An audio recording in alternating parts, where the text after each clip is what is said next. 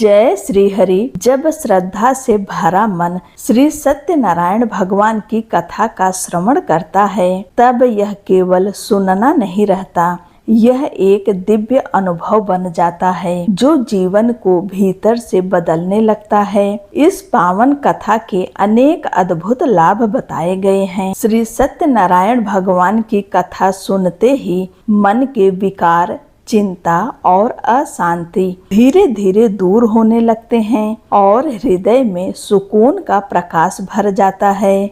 यह कथा जीवन की बाधाओं को कम करने में सहायक मानी जाती है। जो कार्य बार बार रुक जाते हैं, वे श्रद्धा और विश्वास के साथ कथा करने से पूर्ण होने लगते हैं। घर परिवार में सुख, शांति और आपसी प्रेम बढ़ता है। नकारात्मकता दूर होती है और घर का वातावरण पवित्र और आनंदमय बन जाता है। धन, समृद्धि और उन्नति के मार्ग खुलते हैं। कथा के प्रभाव से व्यक्ति को सही निर्णय लेने की प्रेरणा मिलती है, जिससे जीवन में स्थिरता और सफलता आती है। यह कथा हमें सत्य, धर्म और भक्ति के मार्ग पर चलने की प्रेरणा देती है। इससे आत्मबल बढ़ता है और व्यक्ति अपने जीवन को एक सही दिशा में ले जा पाता है। और अंत में सबसे बड़ा लाभ भगवान की कृपा और आशीर्वाद प्राप्त करना। जो भक्त सच्चे मन से कथा का श्रवण और पालन करता है, उसके जीवन में ईश्वर का स्नेह और संरक्षण बना रहता है। इसलिए श्रद्धा और प्रेम के साथ श्री सत्यनारायण भगवान की कथा का श्रवण करना जीवन को सुख, शांति और समृद्धि से भरने का एक सरल और दिव्य मार्ग है। आइए हम सब सच्चे मन और श्रद्धा भक्ति के साथ श्री सत्यनारायण भगवान की कथा का श्रवण करें। सत्यनारायण व्रत कथा का पहला अध्याय। एक समय की बात है, नैशिरण्य तीर्थ में शौनकादि 88,000 ऋषियों ने श्री सूत जी से पूछा, हे प्रभु, इस कलयुग में वेद विद्या रहित मनुष्यों को प्रभु भक्ति किस प्रकार मिल सकती है तथा उनका उद्धार कैसे होगा। हे मुनि श्रेष्ठ, कोई ऐसा तप बताइए जिससे थोड़े समय में ही पुण्य मिले और मनवांछित फल भी मिल जाए। इस प्रकार की कथा सुनने की हम इच्छा रखते हैं। सर्व शास्त्रों के ज्ञाता सूत जी बोले, हे वैष्णवों में पूज्य, आप सभी ने प्राणियों के हित की बात पूछी है, इसलिए मैं एक ऐसे श्रेष्ठ व्रत को आप लोगों को बताऊंगा जिसे नारद जी ने लक्ष्मी नारायण से पूछा था और लक्ष्मीपति ने मुनि श्रेष्ठ नारद जी से कहा था, आप सब इसे ध्यान से सुनिए। एक समय की बात है, योगी राज नारद जी दूसरों के हित की इच्छा के लिए अनेकों लोकों में घूमते हुए मृत्यु लोक में आ पहुँचे। यहाँ उन्होंने अनेक योनियों में जन्मे प्रायः सभी मनुष्यों को अपने कर्मों द्वारा अनेकों दुखों से पीड़ित देखा। उनका दुख देख नारद जी सोचने लगे कि कैसा यत्न किया जाए जिसके करने से निश्चित रूप से मानव के दुखों का अंत हो जाए। इसी विचार पर मनन करते हुए वह अपने विष्णु लोक में गए। वहाँ वह देवों के ईश नारायण की स्तुति करने लगे, जिनके हाथों में शंख, चक्र, गदा और पद्य थे, गले में वरमाला पहने हुए थे। स्तुति करते हुए नारद जी बोले, हे भगवान, आप अत्यंत शक्ति से संपन्न हैं। मन तथा वाणी भी आपको नहीं पा सकती है। आपका आदि, मध्य तथा अंत नहीं है। निर्गुण स्वरूप सृष्टि के कारण भक्तों के दुख को दूर करने वाले हैं। आपको मेरा नमस्कार है। नारद जी की स्तुति सुन विष्णु भगवान बोले, हे मुनि श्रेष्ठ, आपके मन में क्या बात है? आप किस काम के लिए पधारे हैं, उसे निसंकोच कहिए। इस पर नारद मुनि बोले कि मृत्यु लोक में अनेक योनियों में जन्मे मनुष्य अपने कर्मों के द्वारा अनेकों दुख से दुखी हो रहे हैं। हे नाथ, आप मुझ पर दया रखते हैं तो बताइए कि ओ मनुष्य थोड़े प्रयास से ही अपने दुखों से कैसे छुटकारा पा सकते हैं? श्री हरि बोले, हे नारद, मनुष्यों की भलाई के लिए तुमने बहुत अच्छी बात पूछी है। जिसके करने से मनुष्य मोह से छूट जाता है, वह बात मैं कहता हूँ, उसे सुनो। स्वर्ग लोक व मृत्यु लोक दोनों में एक दुर्लभ उत्तम व्रत है जो पुण्य देने वाला है। आज प्रेमवश होकर मैं उसे तुमसे कहता हूँ। श्री सत्यनारायण भगवान का यह व्रत अच्छी तरह विधान पूर्वक करके मनुष्य तुरंत ही यहाँ सुख भोग कर मरने पर मोक्ष पाता है। श्रीहरि के वचन सुन नारद मुनि जी बोले कि उस व्रत का फल क्या है और उसका विधान क्या है? यह व्रत किसने किया था?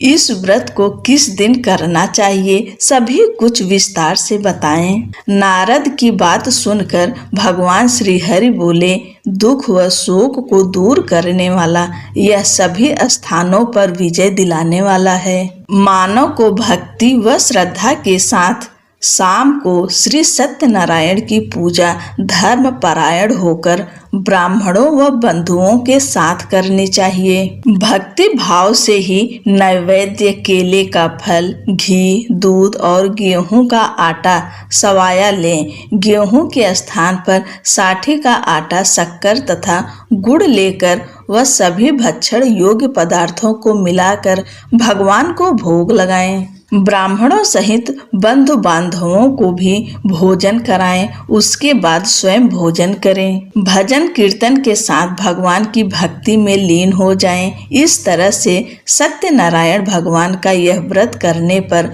मनुष्य की सारी इच्छाएं निश्चित रूप से पूरी होती है।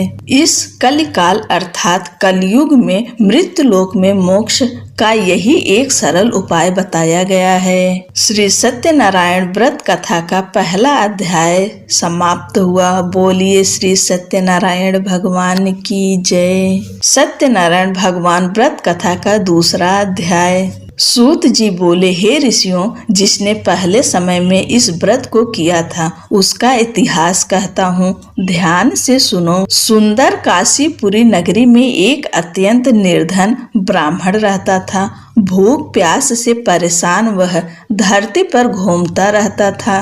ब्राह्मणों से प्रेम करने वाले भगवान ने एक दिन ब्राह्मण का वेश धारण कर उसके पास जाकर पूछा, हे विप्र, नित्य दुखी होकर तुम पृथ्वी पर क्यों घूमते हो? दीन ब्राह्मण बोला, मैं निर्धन ब्राह्मण हूँ, भिक्षा के लिए धरती पर घूमता हूँ। हे भगवान, यदि आप इसका कोई उपाय जानते हो तो बताइए। वृद्ध ब्राह्मण कहता है कि सत्यनारायण भगवान मनोवांछित फल देने वाले हैं, इसलिए तुम उनका पूजन करो। इसे करने से मनुष्य सभी दुखों से मुक्त हो जाता है। वृद्ध ब्राह्मण बनकर आए सत्यनारायण भगवान उस निर्धन ब्राह्मण को व्रत का सारा विधान बताकर अंतर्ध्यान हो गए। ब्राह्मण मन ही मन सोचने लगा कि जिस व्रत को वृद्ध ब्राह्मण करने को कह गए हैं, मैं उसे जरूर करूंगा। यह निश्चय करने के बाद उसे रात में नींद नहीं आई और वह सवेरे उठकर सत्यनारायण भगवान के व्रत का निश्चय कर भिक्षा के लिए चला गया। उस दिन निर्धन ब्राह्मण को भिक्षा में बहुत धन मिला, जिससे उसने बंधु बांधवों के साथ मिलकर श्री सत्यनारायण भगवान का व्रत संपन्न किया। भगवान सत्यनारायण का व्रत संपन्न करने के बाद वह निर्धन ब्राह्मण सभी दुखों से छूट गया और अनेक प्रकार की संपत्तियों से युक्त हो गया। उसी समय से यह ब्राह्मण हर माह इस व्रत को करने लगा।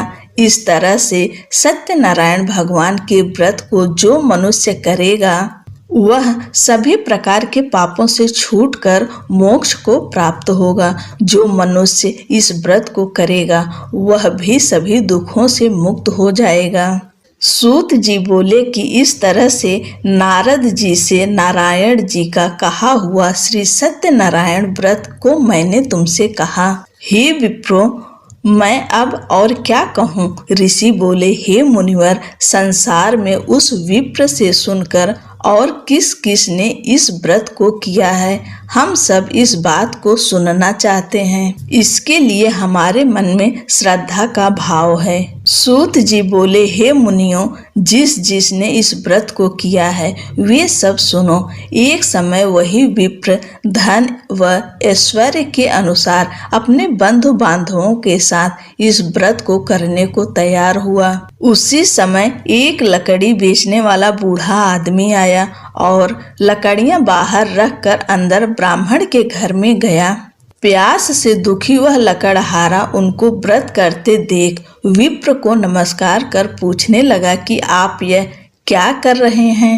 तो उन्होंने बताया कि व्रत कर रहा हूँ तथा इसे करने से क्या फल मिलेगा, कृपया मुझे भी बताएं। ब्राह्मण ने कहा कि सब मनोकामनाओं को पूरा करने वाला यह सत्यनारायण भगवान का व्रत है। इनकी कृपा से ही मेरे घर में धन धान्य आदि की वृद्धि हुई है। विप्र से सत्यनारायण व्रत के बारे में जानकर लकड़हारा बहुत प्रसन्न हुआ।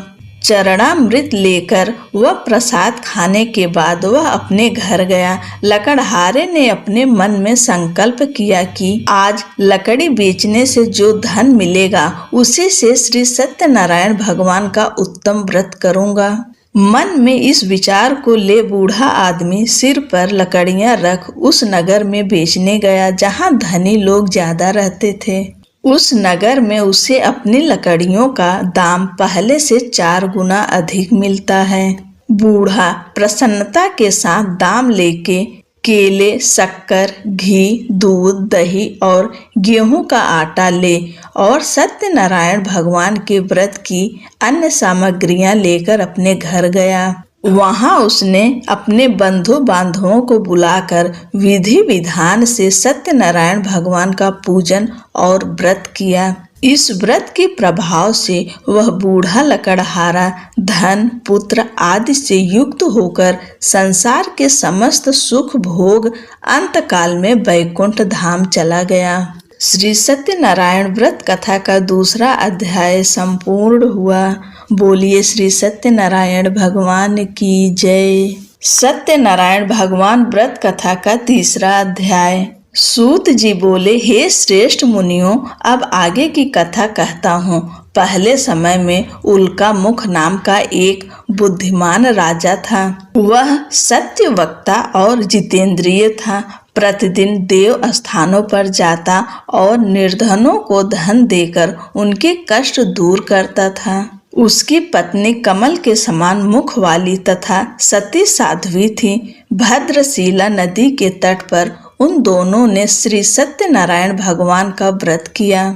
उसी समय साधु नाम का एक वैश्य आया। उसके पास व्यापार करने के लिए बहुत सा धन भी था। राजा को व्रत करते देखकर विनय के साथ पूछने लगा, हे राजन, भक्ति भाव से पूर्ण होकर आप यह क्या कर रहे हैं? मैं सुनने की इच्छा रखता हूँ, तो आप मुझे बताएं। राजा बोला, हे साधु, अपने बंधु बांधवों के साथ पुत्रादि की प्राप्ति के लिए यह महाशक्तिमान श्री सत्यनारायण भगवान का व्रत व पूजन कर रहा हूँ। राजा के ऐसे वचन सुनकर साधु आदर से बोला, हे राजन, मुझे इस व्रत का सारा विधान कहिए। आपके कथा अनुसार मैं भी इस व्रत को करूंगा।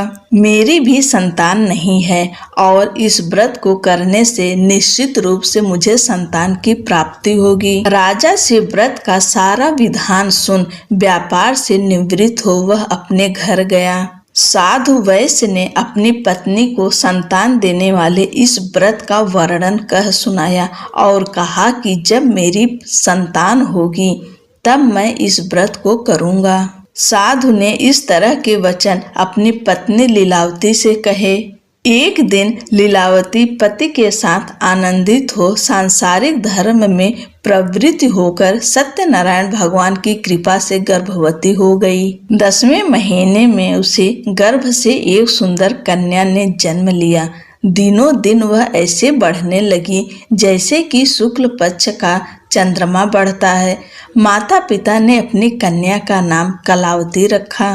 एक दिन लीलावती ने मीठे शब्दों में अपने पति को याद दिलाया कि आपने सत्यनारायण भगवान के जिस व्रत को करने का संकल्प किया था उसे करने का समय आ गया है। आप इस व्रत को करिए। साधु बोला कि हे प्रिय, इस व्रत को मैं उसके विवाह पर करूंगा। इस प्रकार अपनी पत्नी को आश्वासन देकर वह नगर को चला गया। कलावती पिता के घर में रह वृद्धि को प्राप्त हो गई। साधु ने एक बार नगर में अपनी कन्या को सखियों के साथ देखा तो तुरंत ही दूत को बुलाया और कहा कि मेरी कन्या के योग्य वर देख कर आओ।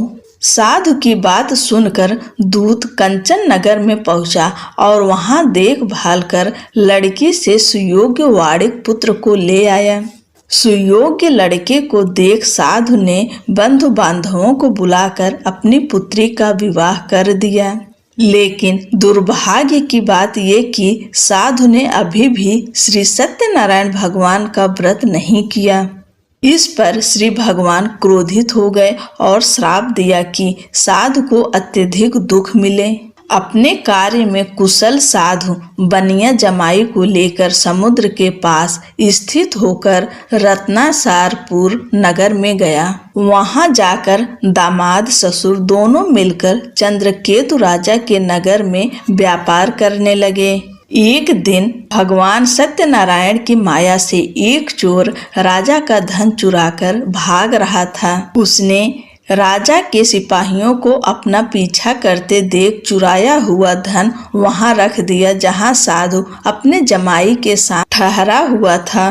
राजा के सिपाहियों ने साधु वैश्य के पास राजा का धन पड़ा देखा तो वह ससुर जमाई दोनों को बांधकर प्रसन्नता से राजा के पास ले गए और कहा कि उन दोनों चोरों को हम पकड़ लाएं, आप आगे की कार्यवाही की आज्ञा दें। राजा की आज्ञा से उन दोनों को कठिन कारावास में डाल दिया गया और उनका सारा धन भी उनसे छीन लिया गया। श्री सत्यनारायण भगवान के श्राप से साधु की पत्नी भी बहुत दुखी हुई। घर में जो धन रखा था उसे चोर चुरा ले गए। शारीरिक तथा मानसिक पीड़ा व भूख प्यास से अति दुखी हो अन्न की चिंता में कलावती ने ब्राह्मण के घर गई।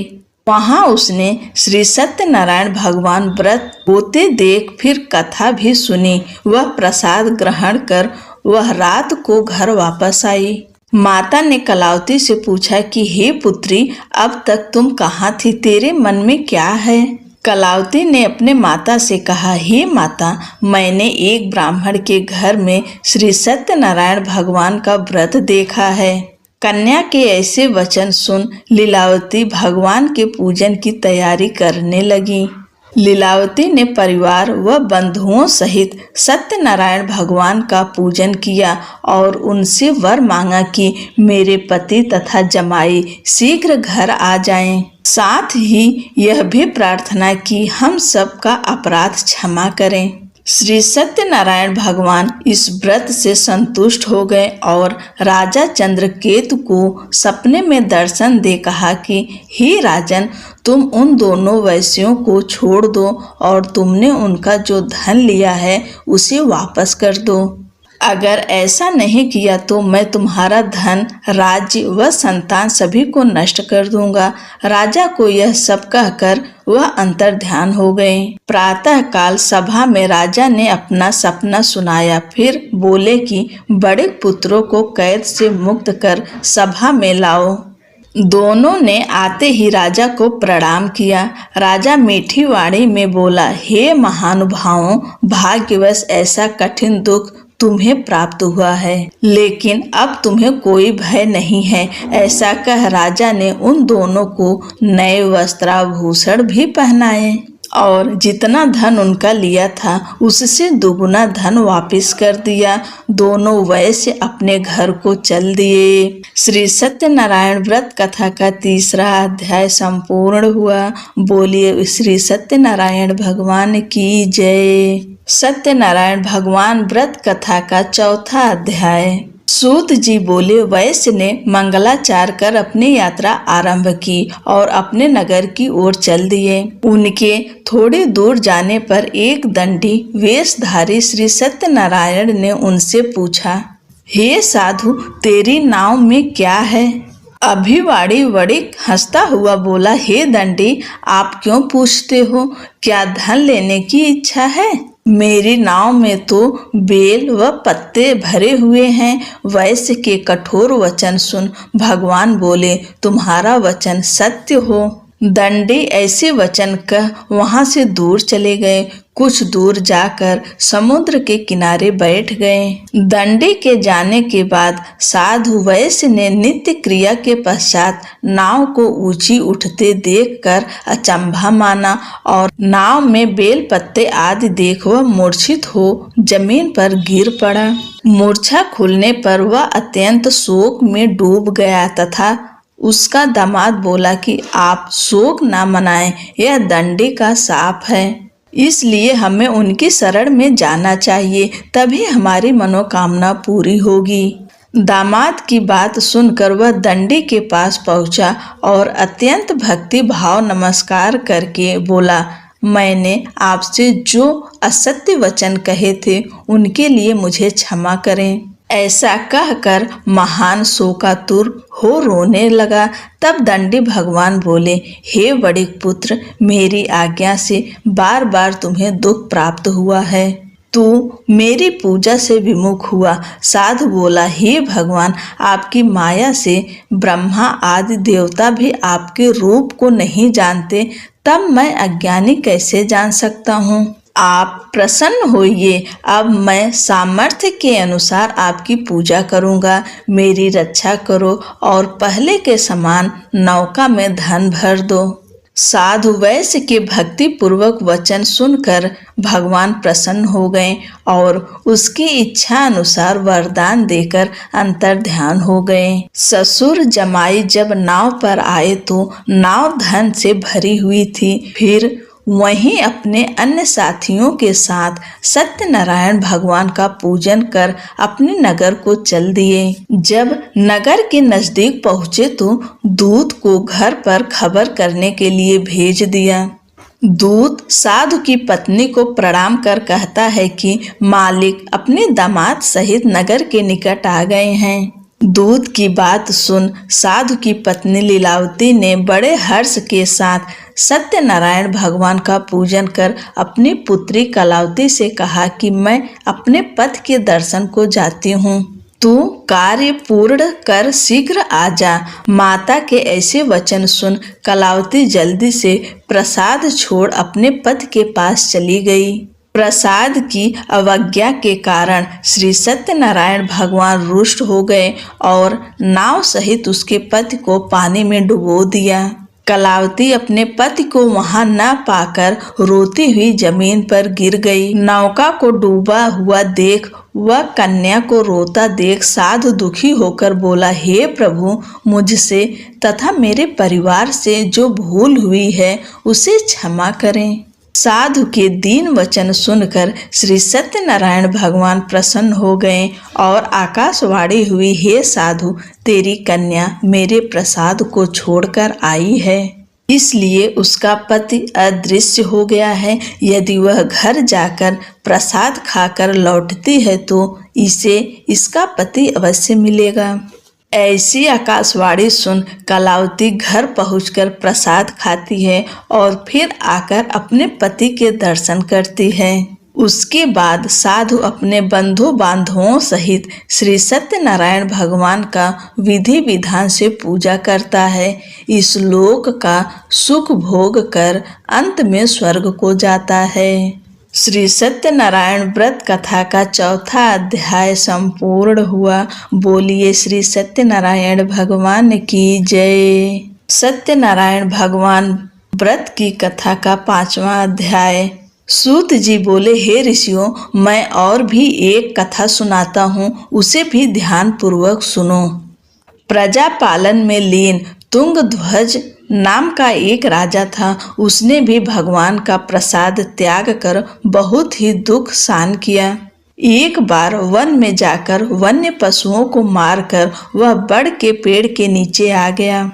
वहां उसने ग्वालों को भक्ति भाव से अपने बंधुओं सहित सत्यनारायण भगवान का पूजन करते देखा।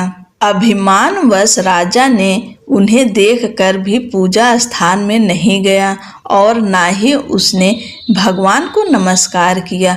ग्वालों ने राजा को प्रसाद दिया, लेकिन उसने वह प्रसाद नहीं खाया और प्रसाद को वहीं छोड़ अपने नगर को चला गया। जब वह नगर में पहुंचा तो वहां सब कुछ तहस नहस हुआ पाया, तो वह शीघ्र ही समझ गया कि यह सब भगवान ने ही किया है। वह दोबारा ग्वालों के पास पहुंचा और विधि पूर्वक पूजा करके प्रसाद खाया तो श्री सत्यनारायण भगवान की कृपा से सब कुछ पहले जैसा हो गया। दीर्घ काल तक सुख भोगने के बाद मरणोपरांत उसे स्वर्गलोक की प्राप्ति हुई। जो मनुष्य परम दुर्लभ इस व्रत को करेगा तो भगवान सत्यनारायण की अनुकंपा से उसे धन धान्य की प्राप्ति होगी। निर्धन धनी हो जाता है और भय मुक्त हो जीवन जीता है। संतानहीन मनुष्यों को संतान सुख मिलता है और सारे मनोरथ पूर्ण होने पर मानव अंत काल में वैकुंठ धाम को जाता है। सूत जी बोले, जिन्होंने पहले इस व्रत को किया है, अब उनके दूसरे जन्म की कथा कहता हूँ। वृद्ध सतानंद ब्राह्मण ने सुदामा का जन्म लेकर मोक्ष की प्राप्ति की। लकड़हारे ने अगले जन्म में निषाद बनकर मोक्ष प्राप्त किया। उल्का मुख नाम का राजा दशरथ होकर वैकुंठ को गए। साधु नाम के वैश्य ने मोर ध्वज बनकर अपने पुत्र को आरे से चीरकर मोक्ष पाया। महाराज तुंगध्वज ने स्वयंभू होकर भगवान में भक्ति युक्त हो कर्म कर मोक्ष पाया। श्री सत्यनारायण व्रत कथा का 5वां अध्याय संपूर्ण हुआ। बोलिए श्री सत्यनारायण भगवान की जय। पूरी कथा श्रवण करने के लिए आपका धन्यवाद। भगवान श्री सत्यनारायण की कृपा से आपकी हर मनोकामनाएं पूरी हो। आपको जीवन में जो कुछ भी चाहिए भगवान सब पूर्ण करें। जय श्री कृष्णा। राधे राधे।